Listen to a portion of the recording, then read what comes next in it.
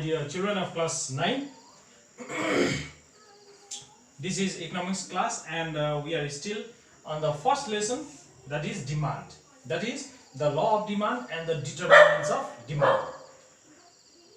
Today I'm not going to discuss what is demand and all those concepts because we have already dealt with this.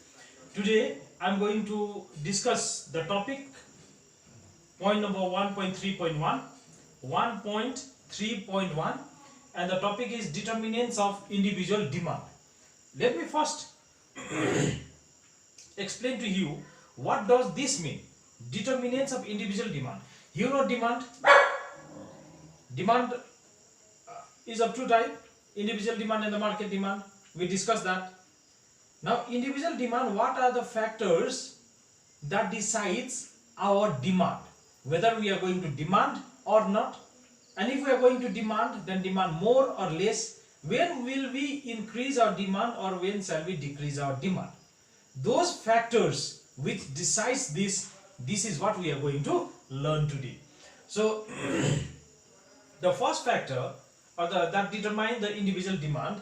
Individual demand means my demand, your demand, demand of XYZ families. Okay.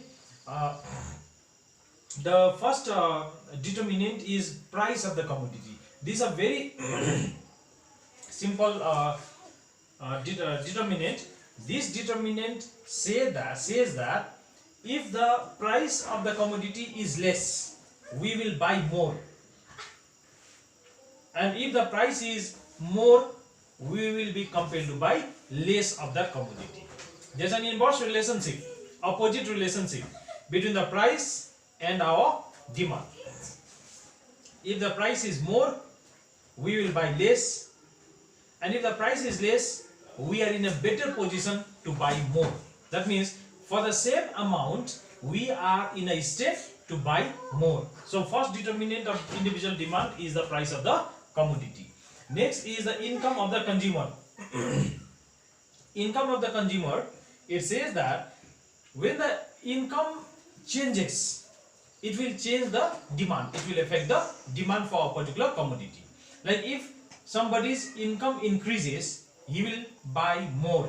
There's a direct relationship here between the income and the demand. When somebody's income increases, he will be in a better position to buy more and more of the same commodity. Okay, and similarly when his income decreases or become less, he will have to compromise and buy less of the commodity. So direct relationship between the income of the consumer and the demand of a commodity. That means if the income is more, he will buy more, and similarly if the income is less, he will buy less for. So that is point number 2. When the income is more, demand will be higher, and when the income is less or falls, the demand also will squeeze or will become less. So that's point number 2. These are second determinant of the individual demand. Now point number 3.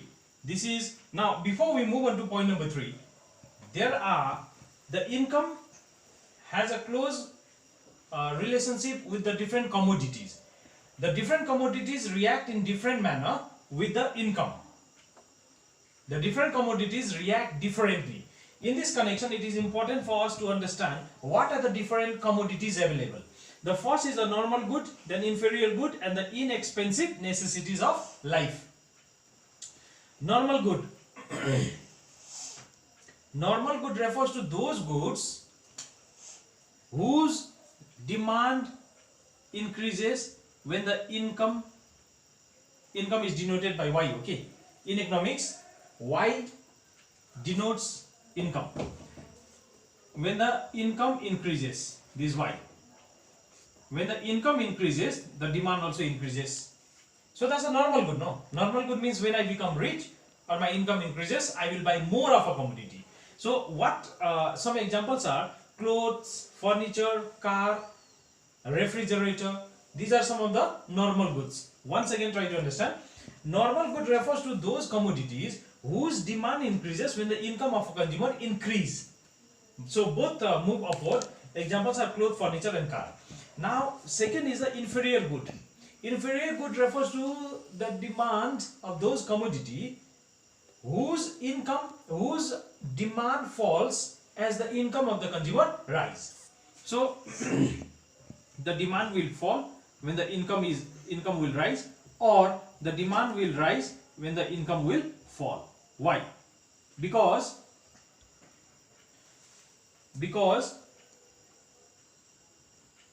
when the income is increasing, he, instead of buying inferior commodities, he can buy better product. So the demand for the inferior goods will fall.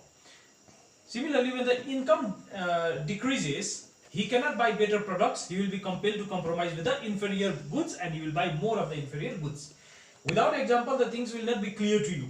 So example of inferior commodities are maize, black and white TV.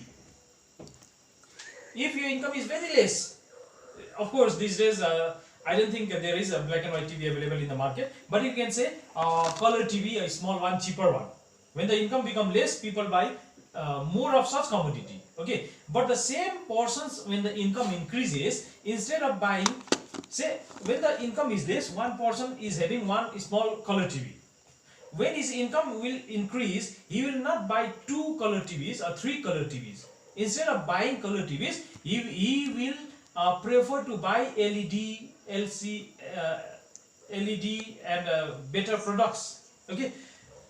When the income is less, a person is consuming more of maize. But when his income is, when the income increases, he will not buy more of maize. Rather, he will stop buying this commodity and he will buy better products like good quality rice. Okay, so these kind of commodity are called inferior goods. Once again, inferior good refers to those commodity whose demand falls as the income of the consumer rise, vice versa, and the demand will rise when the income will fall. Example is maize. You can say black and white television, or even today you can say a small color television.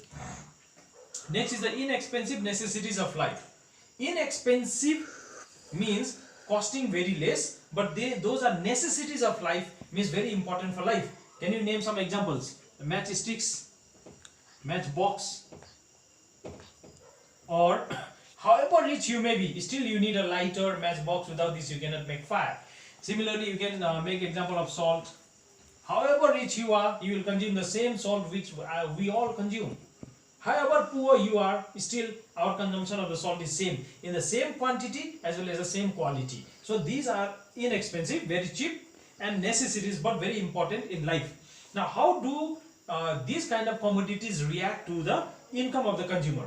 When the income of this commodity rise, when the income of a consumer rise, the demand will also rise.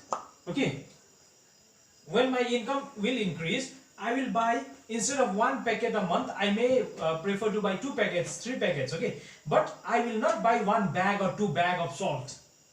Instead of buying 1 full box of matchstick, I may buy 2 box, 3 box, but I will not buy 100 boxes. Okay, because I have become rich. So that means when the income of a consumer increase, his demand will increase up to a certain level, and after that it will remain constant. So it will come like this: the demand will increase, but after that it will remain constant when the income of a consumer increase. In the similar manner, when the income decreases, his demand will also decrease, but after that it will remain constant, because I may buy, instead of 2-3 packets, I may buy only 1 packet of salt. I will not completely stop buying salt. So these are inexpensive necessities of life. These are in connection to the income, means there are so many different products in the market and they react differently to the income, change in the income of the consumer. Normal good, inferior good, inexpensive necessities of life. The next point that determines the individual demand is the consumer's taste and preference. If a consumer likes a commodity, whatever be the price, he will definitely buy it. And if a consumer does not like a commodity, he will never buy it. He will not create demand for that commodity. This is, you must have heard people saying, "Fokate devan lidina." This is what people say, because there is no like for that commodity. Even free of cost somebody is given, you will not accept it. Okay, so that's a taste and preference. When somebody likes, even at a higher price, people will definitely buy it. That's a taste and preference. All right. So these are the three factors I'm discussing that determines the individual demand in this video. The remaining, there are some more factors I shall discuss in the next video. Thank you, children.